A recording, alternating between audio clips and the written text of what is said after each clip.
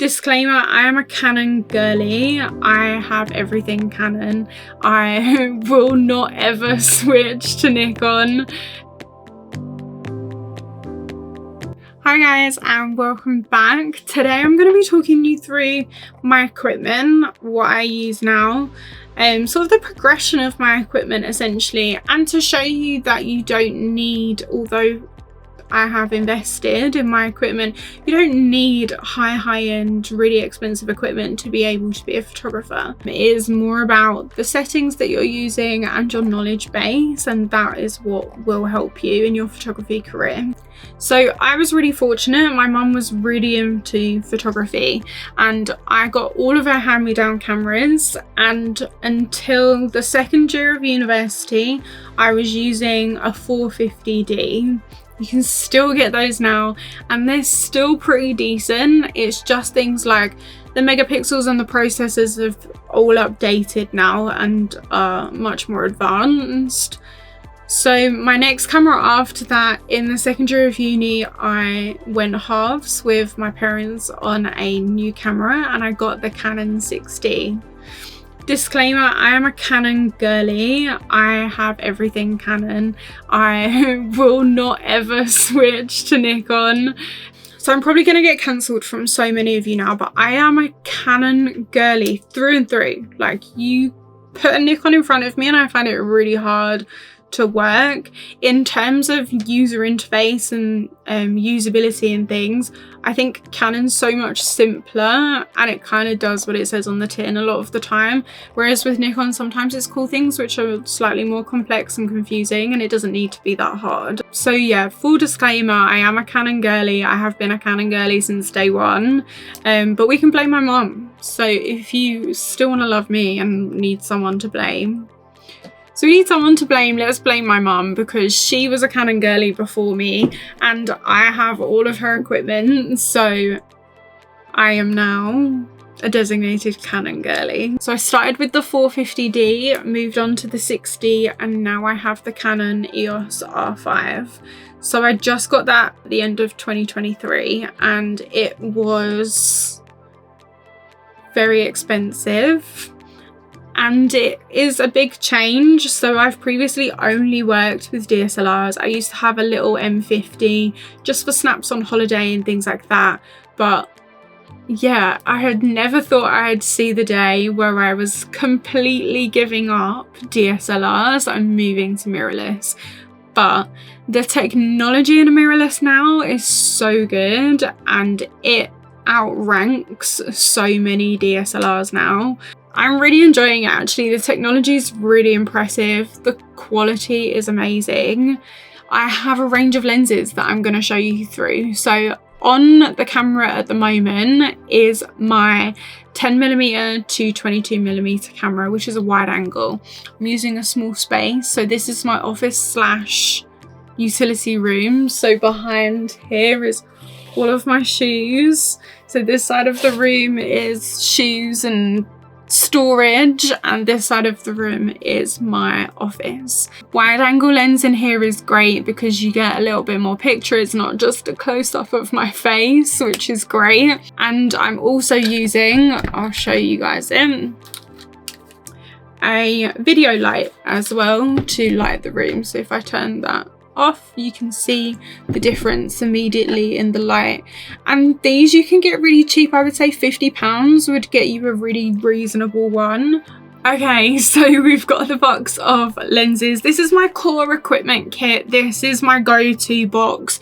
I do have loads of other stuff in here, like I've got film cameras and Polaroid cameras and film for those, etc. I've got more accessories and additionals for my core kit as well, so depending on the job I can pick from all of this, but I'm just going to show you my core kit. So with the R5 I actually have the battery grip for that, so I shoot most things vertically.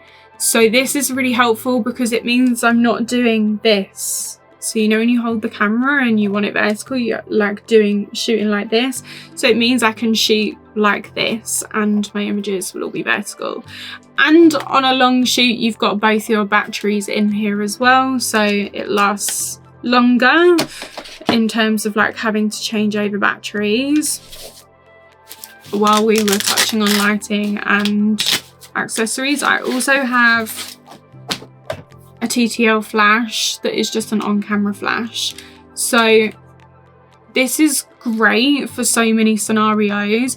The issue I have with TTL flash at the moment is that a lot of the time I'm working alongside videographers or clients want video at the same time, and you can't use TTL during a video shoot. It will ruin everyone's lighting and it's really selfish, and you can't see flashes in the video, so we're not going for that. So I tend to take it, but if I know there's going to be a videographer there, then I can't really use it. So yeah, that's a bit of a struggle with TTL flash when you're working alongside videographers and things. If it's me and I'm doing video content as well, then I can pick and choose between my own lighting, so that's much more flexible. So when it comes to lenses, all of my lenses are EF, and I don't see the point in, well, I don't see the point, but I don't have the money to buy the RF lenses that are equivalent to this. So the RF lenses are really expensive. So instead of doing that, what I did was on the camera, there is a mount from RF to EF. So it makes the camera a tiny bit heavier, but it means that all my lenses work now on this camera. I don't have to go and buy all new lenses, and I can gradually invest in new ones if I want to. So it's not an urgent thing that I have to do. I have two core lenses which I take to every single shoot. One, my 24 to 105mm. This in the RF equivalent is, I think, about £2 last time I looked.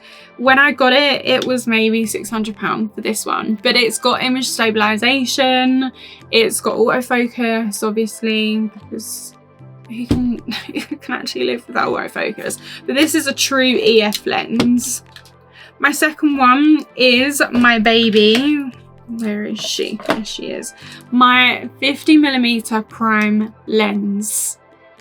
If you're investing in kit, these are really cheap and so useful. So these are really good at shooting in low light because of the f-stops that you can get. I think it's 1.8. I might be lying.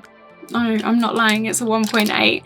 So yeah, you can get really good images in low lighting with this. It gives you more quality with your images in low lighting. So the prime lens is essential. Those are my two true EF lenses. So with these two, I can shoot on my Canon R5 in 8K footage. The other lenses that I have are all EFS. So the one that I'm using now is an EFS lens, and the other ones that I'm going to show you now are all EFS lenses. So I have another prime, which is a 60mm macro.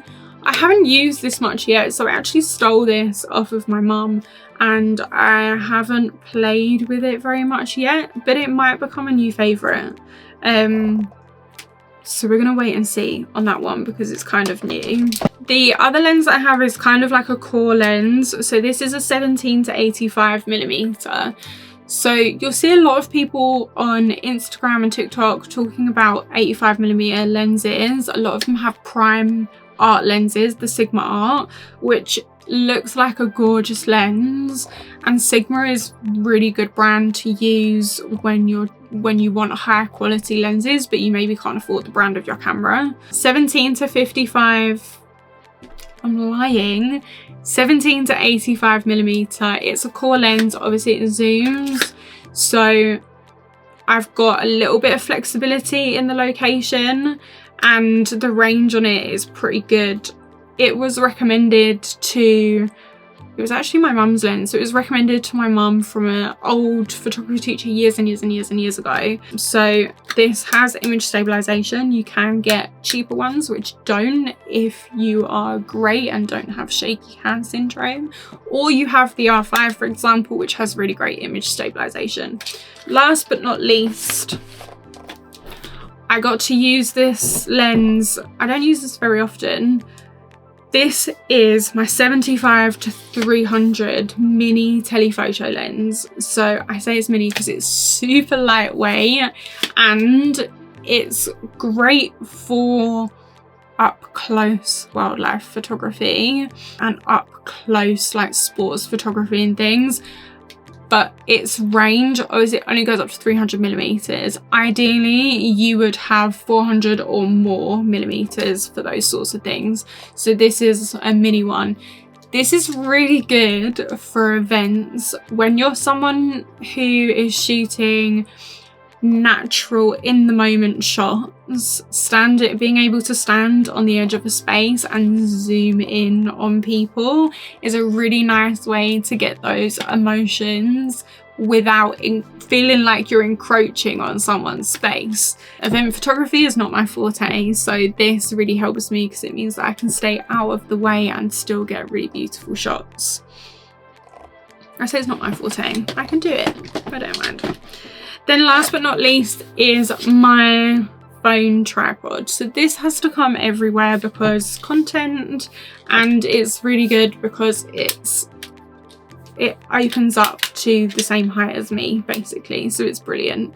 I say last but not least, but I'm forgetting the fact that I just got a couple pieces of new equipment, but they are for video. So I got the Rode mini mic, which is on the camera now, and that is the sound that you're hearing through that microphone.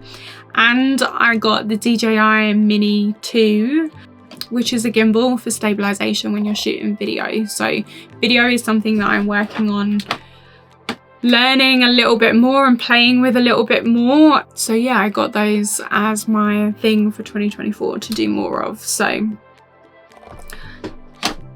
that is my kit. That's my core kit. That is what I take, that is what I select from for most photo shoots. So it's only if I have something specific come up that I will change the kit around and maybe choose something else. And I know roughly what I'm walking into because I do really good client messages and phone calls beforehand. So I generally know what it is that I'm walking into. So I can just come in, pick out the lenses that I want, add them to my kit bag, and then head out. That's it. I hope this has been useful. I find technical elements of photography really boring sometimes. I find technical elements of photography really hard. I was never really taught that way. I was taught in a very hands-on way, and I teach in a very hands-on way. But the technical elements tend to come along side things basically for me. So I have learned about lenses throughout my career. I have learned what to select and what not to select when going to shoots, and a lot of that is by making mistakes. So my goal is with this content that you make less mistakes than I do, and hopefully it helps you. So if you were not sure about lenses and you were trying to make your mind up, then by all means, I hope this has been helpful. The 50mm prime, I stand by it. It's an essential for any kit. I will lay my life down for a 50mm prime. If you want to see more of what I've taken with each of the lenses and you have any questions, then drop me a comment, and don't forget to like, share and subscribe, and I will see you next time.